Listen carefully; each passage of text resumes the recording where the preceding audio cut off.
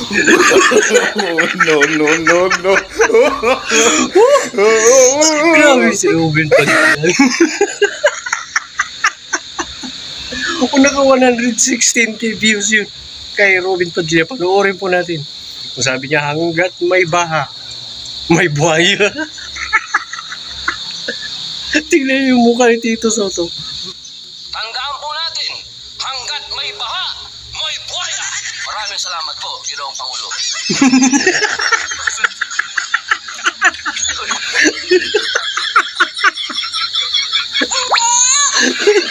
Hindi may larawan yung mukha Tito Soto.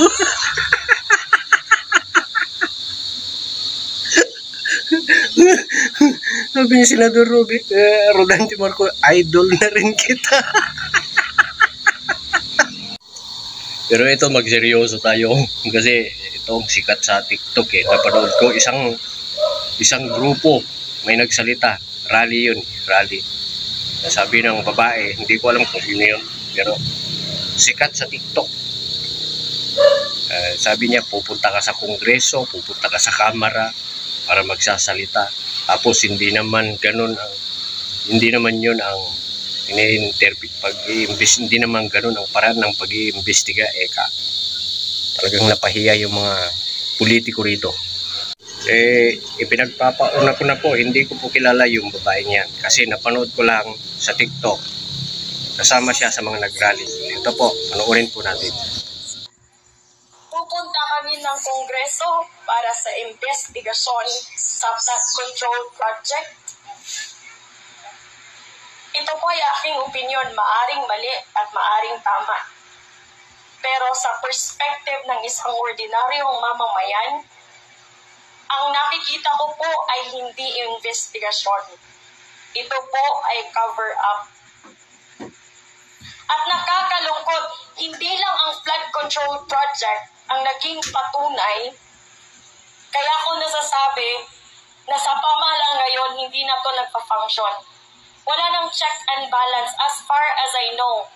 The three branches of the government, executive, legislative, and judiciary, they are supposed to be separate from each other to make sure that there is a check and balance in the government.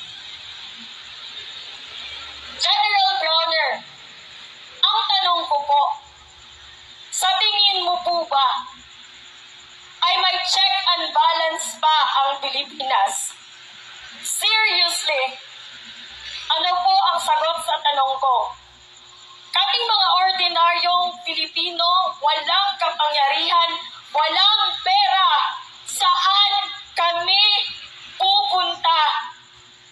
Sino ang magtatanggol sa amin?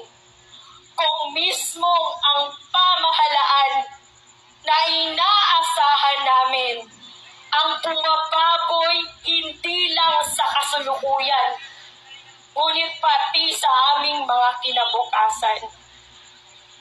General Browner, I plead you with all my heart as a Filipino citizen. Protect us. Protect us because in the end, you are supposed to protect the Filipino people.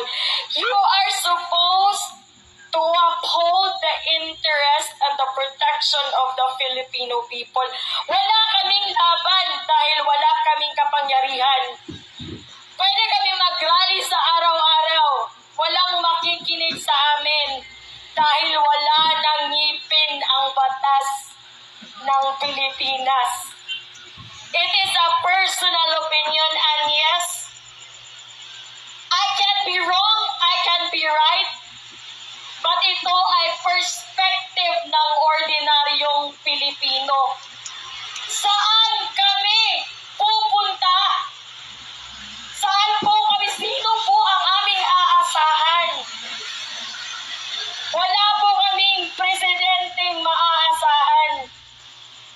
Kasi kahit nga sa napakasimpleng interview, nauutal pa. Kahit nga sa taon-taong problema sa baha, magkakamot pa ng ulo at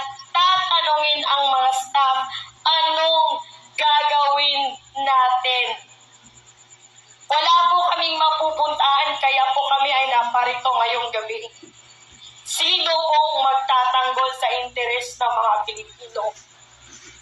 Kayo po ang last card namin, hindi isang politiko.